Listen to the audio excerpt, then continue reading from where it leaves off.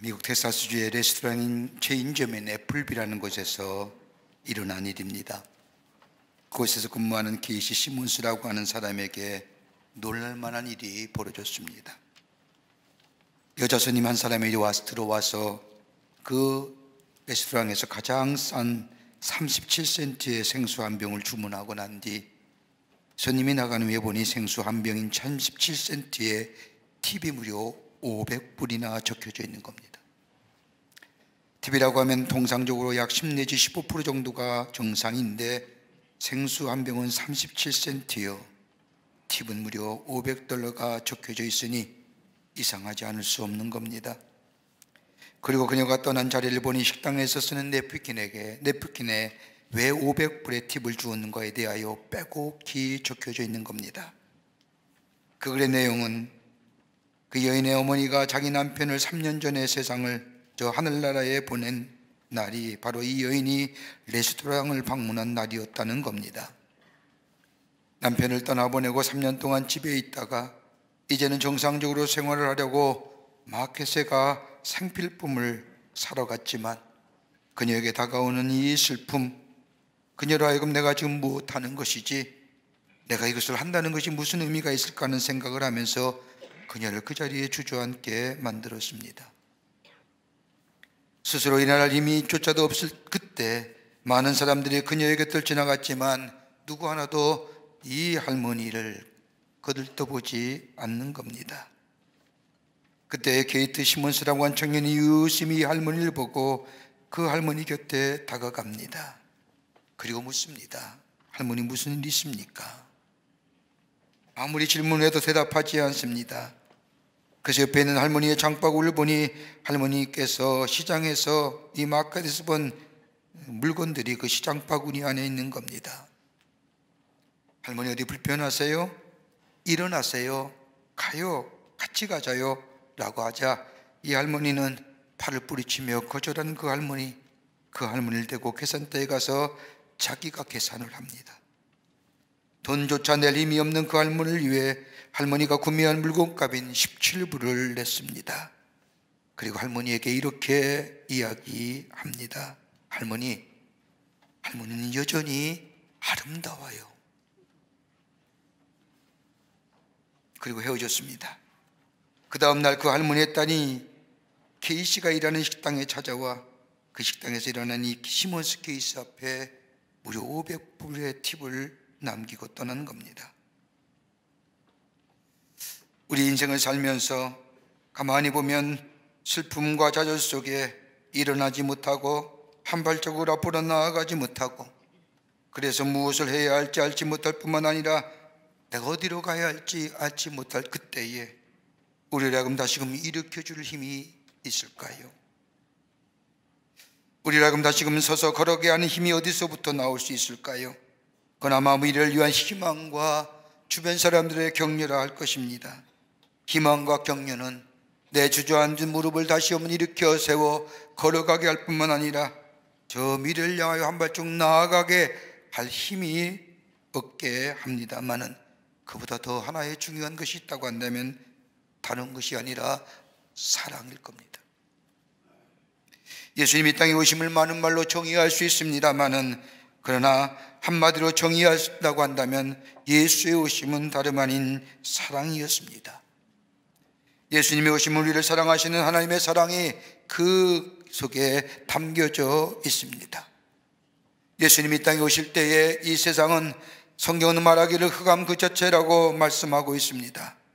어둠 가운데 살아가는 우리들 향하여 사랑한다고 말씀하실 뿐만 아니라 그 사랑을 우리에게 몸소 보여주시기 위해 예수님을 이 땅에 보내실 뿐만 아니라 이 땅에 오셔서 우리의 아픔과 상처를 고쳐오실 뿐만 아니라 우리에게 새로운 소망을 허락해 주신 것이 바로 성탄입니다.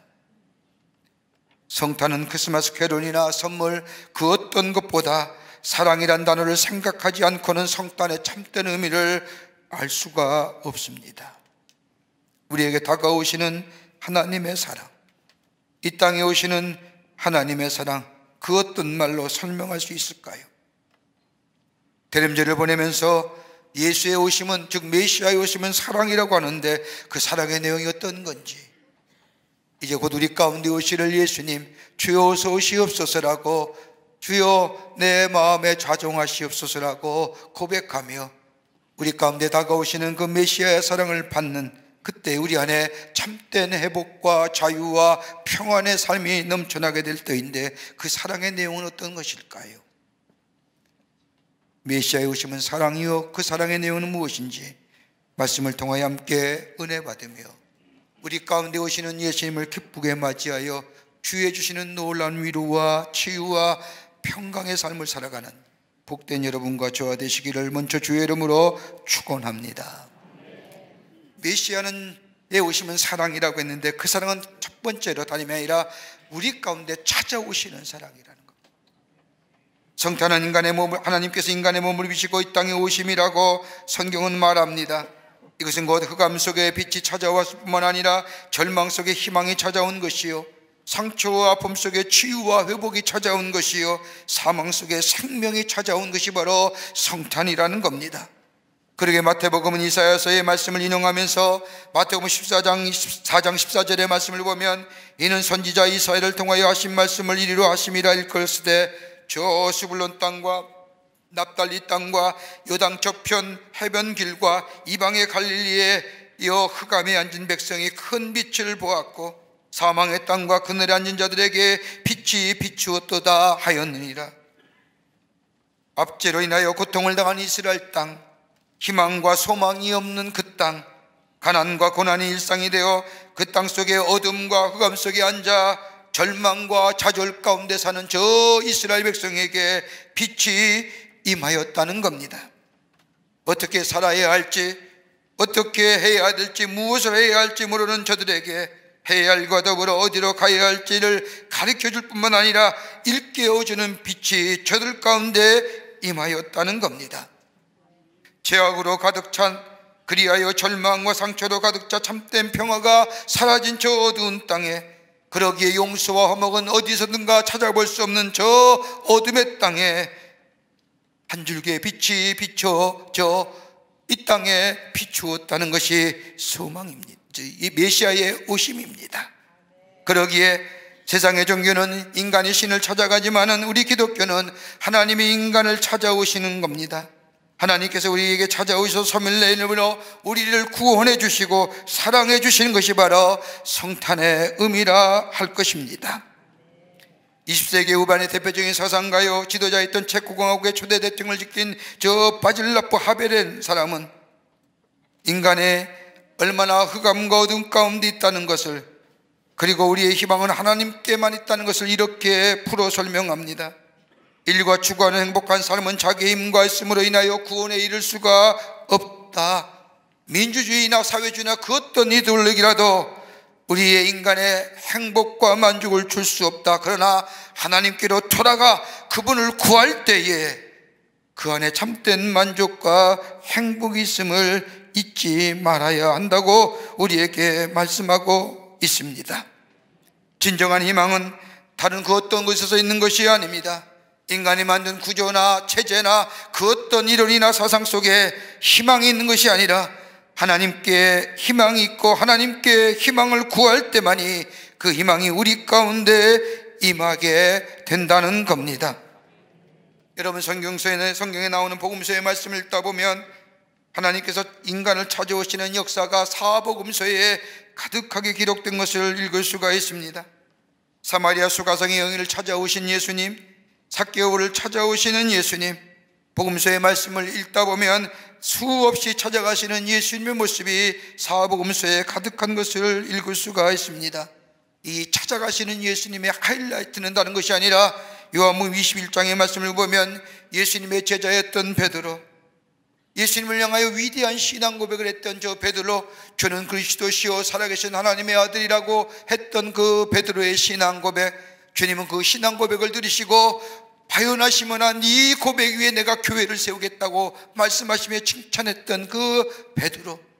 근데 예수님이 십자가에 달려 돌아가시기 전 저 가야바뜰에서 신문받을 때에 주님이 말씀하신 것처럼 예수님을 3번이나 모른다고 부인합니다. 그리고 그 수치와 절망과 좌절 가운데 낙향하여 자신의 고향인 저 갈릴리 바닷가에서 자신의 본래의 직업인 어부로 돌아가 저 바닷가에 고기를 잡는 그 베드로를 찾아가신 주님, 그를 향하여 조반을 차려놓고 저를 불러서 저의 좌절과 절망과 아픔과 상처를 치유해 줄 뿐만 아니라 다시 회복시켜 주시고 다시 일어설게 하실 뿐만 아니라 새로운 사명을 그에게 맡겨주신 그 예수님의 모습, 진정 찾아오시는 예수님의 모습입니다. 베드로에만 찾아가셨을까요? 오늘 저와 여러분 속에 주님의 찾아오심이 없었더라면 우리 안에 구원의 감격이 어떻게 있을 수 있을까요? 내가 예수 믿을 때 처음으로 나의 뜻과 의지 또는 친구의 권유로 주님 앞에 나왔지라고 생각했지만, 주님을 만나고 주님과의 깊은 영적인 교제가 우리 가운데 있고 믿음이 우리 안에 자리 잡게 될 때에 깨닫는 것이 있다고 한다면, 내가 주님을 찾은 것이 아니라 주님이 날 찾아주셨지, 날 만나주셨지, 나를 새롭게 해주셨지, 나를 하여금 구원의 백성으로 삼아주셨다는 것은 믿음의 고백이 우리 가운데 있어 하나님을 향하여 찬양할 수밖에 없음을 고백하게 됩니다. 성탄절은 주님의 사랑이 찾아오는 귀한 절기입니다. 주의 사랑이 나에게 찾아오시어 내 안에 절망과 좌절과 괴로움과 고통과 염려 가운데 우리의 상한 심령 찾아오시어 빛을 비춰주심으로 만져주시고 회복시켜주시어 새롭게 하시는 그 하나님의 놀라운 은혜와 사랑을 다시 한번 체험하는 것이 바로 대림절이요, 그리고 그 안에 찬양의 고백이 넘쳐나는 것이 바로 성탄절인 줄 믿습니다. 우리 가운데 찾아오시는 하나님의 사랑, 우리의 상처를 만져주시고 회복시키시고 치유하시는 그 하나님의 사랑, 그 사랑이 바로 성탄절이요, 오늘 그 사랑이 우리 가운데 오심을 기쁘게 맞이하는 여러분이 되시기를 바랍니다. 두 번째는 메시아의 오심은 사랑인데 그 사랑은 다른 것이 아니라 우리와 함께 거하시는 사랑입니다. 오늘 마태복음 1장 23절의 말씀을 보면, 보러 처녀가 잉태하여 아들을 낳으리니 그의 이름을 임마누엘이라 하셨으니 이를 번역한 즉 하나님이 우리와 함께 계시다 함이라.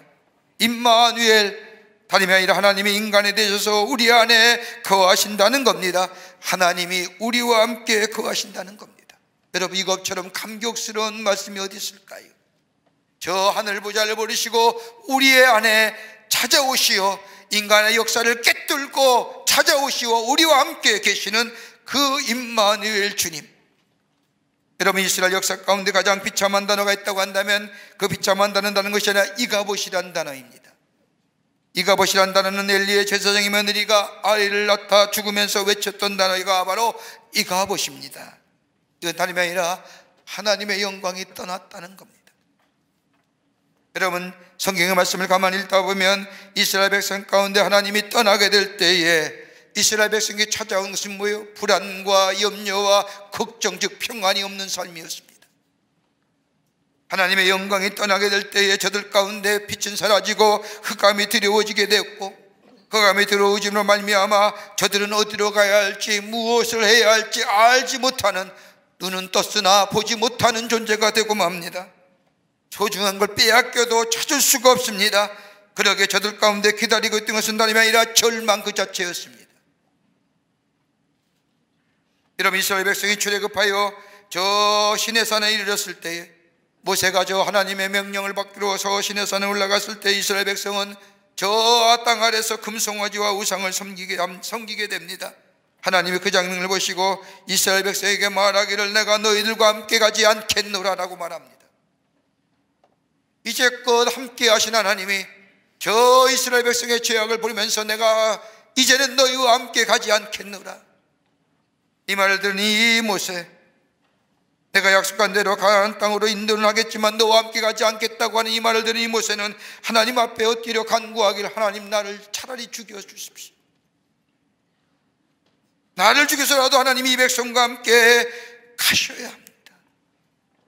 하나님이 동행하지 않는 삶은 광야에서의 죽음을 의미합니다. 하나님이 함께 하시지 않는 삶은 우리에게 아무런 의미가 없습니다 라고 하며 하나님과 함께 하나님이 동행하시기를 간절히 기도합니다. 여러분, 구약 성서에 나타난 하나님의 모습은 어떨까요? 여러분 성경 가만히 읽어보면 하나님은 부분적으로 나타내 보이시는 하나님이 구약 성경에 나타난 하나님입니다. 시대 속에서 상황과 사건 속에서 부분적으로 하나님은 이스라엘 백성에게 하나님 되심을 보여줍니다마는, 그러나 신약 성경에 와서의 하나님의 모습은 다른 것이 아니라 성육신 하시어 우리 가운데 거하시는, 인간의 몸을 입으시고 우리 안에 거하시는 하나님, 온전히 우리가 만날 수 있고 볼 수 있고 느낄 수 있고 교제할 수 있는 분으로 우리 가운데 오시는 것이 바로 성탄절이요, 그것이 바로 메시아가 우리 안에 함께 계신다는 겁니다. 여러분, 이거 뭐 벅찬 감기가 어디실까요? 그러게 나는 홀로가 아닌 겁니다. 나는 고아가 아닌 겁니다. 오늘 주님이 내 안에 계십니다. 나와 동행하십니다. 그러게 요한복음 1장 14절의 말씀을 보면, 말씀이 육신이 되어 우리 가운데 거하심에 우리가 그의 영광을 보니 아버지 독생자의 영광이라고 예수님이 이 땅에 오심을 얘기합니다. 빛이 우리 가운데 오시오, 우리 안에 계시오, 우리를 비춰주신다는 겁니다. 이로 인하여 하나님과 우리의 교제가 인격적인 교제가 되었다는 겁니다.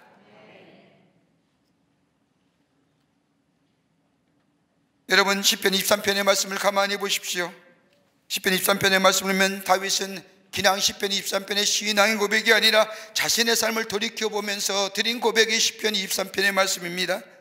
아마 세상의 세계의 많은 그리스도인들이 가장 좋아하는 말씀 가운데 하나일 겁니다. 특별히 장례식장에서 이 말씀이 가장 많이 증거된다고 합니다. 여호와는 나의 목자시니 내게 부족함이 없으리로다. 여러분, 시편 23편의 다윗의 고백인 이 유명한 목자가 되시는 하나님에 대한 고백이 그냥 나온 고백일까요? 시편 23편의 말씀을 가만히 읽어보면 이 말씀에는 세 가지의 중요한 요지가 나옵니다. 하나님에 대한 고백입니다. 하나님다는 것이 아니라 하나님의 인도하심이 내 인생 속에 있습니다.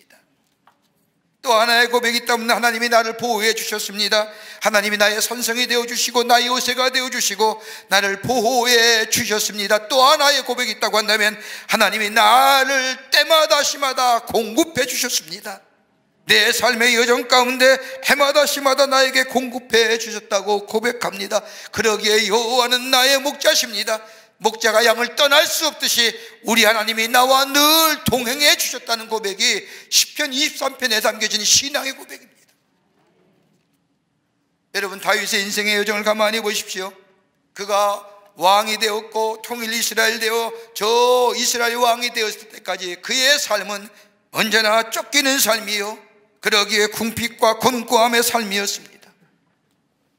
그의 삶에 쫓기는 고 인하여 궁핍과 공평 속에 살았던 저의 삶 가만히 뒤돌아보면 그는 하나님이 늘 지키져 주셨습니다. 그러기에 인생에 남은 것 아무것도 남은 것 없지 같았지만은 그는 일평생 굶지 않았으며 하나님이 저의 삶을 채워주셨으며 때마다 시마다 채우셨던 하나님의 공급하심이 저에게 있었기에 여호와는 나의 목자시니 내게 부족함이 없으리로다. 하나님이 나와 함께 동행하셨다는 겁니다. 여러분, 이 고백이 시편 23편의 고백. 동행하여 주시는 우리 하나님, 그것이 바로 메시아의 오심이요, 그것이 사랑으로 나타나 바 되었다는 겁니다. 우리와 함께 거하십니다. 우리 주는 우리와 동행하기를 한 번도 거절한 적이 없습니다. 우리가 주님을 거절한 적은 있지는 모르지만은 우리 하나님은 한 번도 우리와 동행하시는 것을 거절하지 않습니다. 우리와 함께 머물러 주시고 우리 안에 좌정하시고 우리에게 말씀하시며 우리의 산성이 되어주시고 우리의 피난처가 되어주시고 우리의 반석이 되어주시고 우리가 요새가 되어주시며 우리의 삶을 보호해 주시는 그 하나님의 놀라운 사랑, 그것이 바로 메시아의 오심이요, 그 주님을 기쁘게 받아들일 때에 주님은 우리와 동행하시어 우리를 구원의 소원의 항구로 하나님의 약속하신 약속의 성취로 인도해 주시는 놀라운 은혜가 우리 가운데 임하게 되는 줄 믿습니다. 저 시편 90편의 말씀을 보면 모세가 하나님 앞에 기도하지요. 그 기도 제목 가운데 인생의 연수는 짧으면 70이요 길면 80이라고 인생의 연수를 얘기하는 것이 아니라 시편 90편의 말씀을 가만히 보면 가장 중요한 말씀은 주여 어서 오시옵소서. 나의 삶에 만족과 기쁨이 없습니다. 나의 삶의 기쁨이 사라진 지 오래입니다. 내 인생의 70과 80을 산다 할지라도 내 인생의 모든 내용은 수고와 슬픔뿐인데 내 안생의 기쁨과 만족은 다른 것이 아니라 주님이 내게 오셔서 내 안에 계시어 나와 동행하실 때만이 내 안에 참된 기쁨과 만족이, 행복이 있습니다라고 하는 고백입니다. 그러기에 메시아의 오심은 우리와 함께 하시기 위해서 오시는 예수님, 그 주님을 우리가 모시게 될 때에 그 함께 동행하심의 사랑이 우리를 늘 안전한 곳과 소원의 안구로 우리에게 기쁨과 만족과 행복을 가져주는 놀라운 하나님의 축복을 주시기 위한 하나님의 은혜요, 그 사랑을 받아들일 때에 우리 안에 그 은총이 임하게 되는 줄 믿습니다. 끝으로 메시아의 오심은 구원하시는 하나님의 사랑입니다. 인간의 몸을 위시고 이 땅에 오시는 이 메시아의 탄생은 다름이 아니라 구원하시는 하나님의 사랑이라는 겁니다. 오늘 마태복음 1장 21절의 말씀을 보면 아들 낳으리니 이름을 예수라 하라. 이는 자기 백성을 그들의 죄에서 구원하실 자이심이로라 라고 말합니다. 예수님께서 인간의 몸을 입으시고 이 땅에 오신 궁극적인 목적은 다른 것이 아니라 죄로 말미암아 죽을 우리를 구원하시기 위해서 이 땅에 오신다는 겁니다. 여러분, 하나님께서 인간을 창조하실 때에 하나님은 인간과 교제할 수 있도록, 인간은 하나님과의 관계되어 살 수 있도록 창조하셨습니다. 그런데 인류의 조상인 아담과 하와가 사단의 꾀임을 빠져서 내가 하나님이 될 수 있다고, 하나님을 의지하며 살아갈 필요가 없다고, 하나님을 통하여 살아갈 수 없다고 하면서 내 스스로가 살아갈 수 있다고 하는 이 꾀임에 빠져서 이 유혹에 넘어져 하나님을 떠납니다. 하나님을 떠나 사는 삶을 여러분 뭐라고요? 죄예요. 여러분, 죄가 우리가 흔히 드러나는 행태를 가지고 죄를 얘기하지만 여러분, 죄의 근본을 가만히 따져보면 하나님 없이 살 수 있다는 것, 하나님과의 분리된 관계가 죄예요. 하나님을 떠나 사는 삶, 하나님과 관계가 분리된 삶, 여러분 그 죄, 부패된 본성에 맺어진 열매는 육체의 열매예요. 그 안에는 아무리 선한 것이라 할지라도 선한 것이 없는 거예요. 하나님과의 관계가 끊어진 것을 뭐라고 얘기해요? 사망이라고 얘기하는 거예요. 죽음이라고 얘기하는 거예요. 인간은 본래 영원히 살 수 있도록 하나님께서 창조받았는데 죄로 인해 하나님과의 관계가 단절되니 하나님을 떠난 삶은 뭐예요? 종국적으로 흙으로 젖었게 흙으로 돌아갈 수밖에 없는, 그것이 곧 사망이요 죽음이요 하나님과의 단절됨으로 얻어지는 결과예요. 그런데 그 안에서도 우리 가운데 오시는 예수님을 맞이하는 자, 예수님 말씀하는 것처럼 하나님이 세상을 이처럼 사랑하사 독생자를 주셨으니 누구든지 저를 믿는 자마다 멸망치 않고 구원을 얻는다고 하는 말씀처럼 이 세상의 모든 하나님의 피조물 된 저 인간 세상에 사는 모든 이들 위해 그를 믿는 자마다, 예수를 믿는 자마다, 하나님과의 관계가 회복되는 자마다 영원한 생명을 주신다고 하는 약속의 말씀, 우리의 생명이 영생으로 넘어갑니다. 여러분, 하나님과의 관계가 끊어지면 우리 안에 다가오는 것이 뭔지입니까? 궁핍함입니다. 곤고함입니다. 죄와 아픔과 그리고 고통과 질과 우리의 인생을 사로잡기 시작을 합니다. 그로 인하여 우리 안에 공허심과 낙심이 들어오게 될 뿐만 아니라 이를 극복하기 위해서 인간은 할 수 있는 모든 것을 다 시도해 봅니다. 여러분, 도덕과 윤리와 철학이 인간의 낙심과 공허감과 그리고 절망과 좌절의 것들을 해결해 주던가요? 아무리 노력해도 우리 안에 담겨진 이 공허와 좌절과 절망은 해결할 길이 없습니다. 왜요? 죄의 결과이기 때문에. 죄의 문제는 인간의 실존의 문제요, 인간의 살아있을 동안 끊임없이 고민할 문제가 죄의 문제입니다.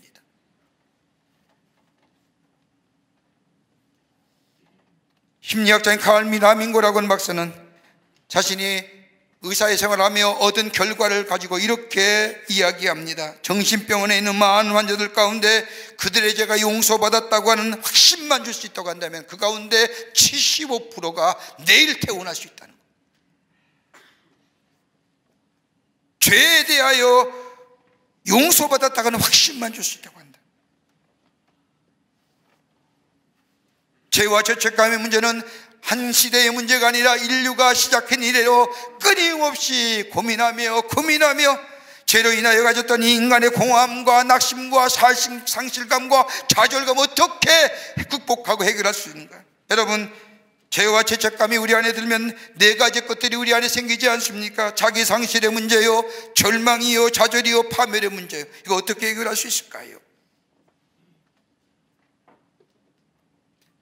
다름 아닌 우리 예수 그리스도, 우리를 자유케 하시기 위해서, 죄와 죄책감에서 자유케 하시기 위해서, 하나님과의 단절된 관계를 회복시키시기 위해서 인간의 몸을 비시고 이 땅에 오실 뿐만 아니라 저 십자가의 대속의 제물이 되시어 십자가에 달려 돌아가심으로 하나님과의 우리와의 죄로 인하여 막혔던 관계를 회복시킬 뿐만 아니라 그 주님을 모시는 자마다 하나님을 아바 아버지라 부르며 하나님과의 깊은 영적인 교제 속에 우리 안에 새로운 구원의 역사와 더불어 새로운 영생의 삶을 살아가게 하시는 그 놀라운 은혜, 그 하나님의 사랑을 우리에게 주시기 위해서 우리 예수님께서 저 하늘 보좌를 버리시고 인간의 몸을 입으시고 이 땅에 오신 것이 바로 메시아 오심이요, 이것이 바로 성탄절입니다. 이 주님을 맞이하는 자마다 우리 안에 구원의 역사가 있습니다. 매일매일 새롭게 되는 구원의 역사가 있습니다. 그러기에 메시아의 오심은 다른 것이 아니라 우리를 사랑하시기에 우리에게 다가오시는 예수님, 그 사랑은 우리에게 찾아오셔서 우리를 치유하시고 회복시킬 뿐만 아니라 함께 하실 뿐만 아니라 우리를 구원하시는 그 하나님의 사랑, 그 사랑을 주여 어서 오시옵소서, 내 마음에 좌정하시옵소서라고 기쁘게 맞이하는 자마다 치유와 그리고 통행하심과 그리고 구원의 놀라운 은혜가 우리 가운데 임하게 되는 줄 믿습니다. 이것이 바로 메시아의 오심입니다. 매일매일 점점점 우리 안에 다가오시는 이 예수님의 오심, 그 사랑 기쁘게 기다리고 기쁘게 영접하여 치유와 구원과 동행하심의 놀라운 은혜를 경험하며 기쁘다, 구주 오셨네, 만백성 맞으라고 외치며 찬송하는 그 놀라운 은혜가 여러분과 저 가운데 넘쳐나시기를 주의 이름으로 축원합니다. 하나님 감사합니다. 저희들 주께서 사랑해 주셔서 하나님의 백성 삼으심에 감사합니다. 우리에게 구원 주시고 치유함 주시고 동행하심의 놀라운 은혜를 허락해 주심에 감사합니다. 우리 가운데 올해도 어김없이 찾아오시는 우리 주님 기쁘게 맞이하여 영접하고 내 안에 주인 모시어 구원과 치유와 회복과 그리고 동행하심의 놀라운 은총을 경험하며 주님을 찬양하는 저희들 되게 하여 주시옵소서. 성령이 우리와 동행하여 주실 줄 믿으며 예수님의 이름으로 기도하옵나이다. 아멘.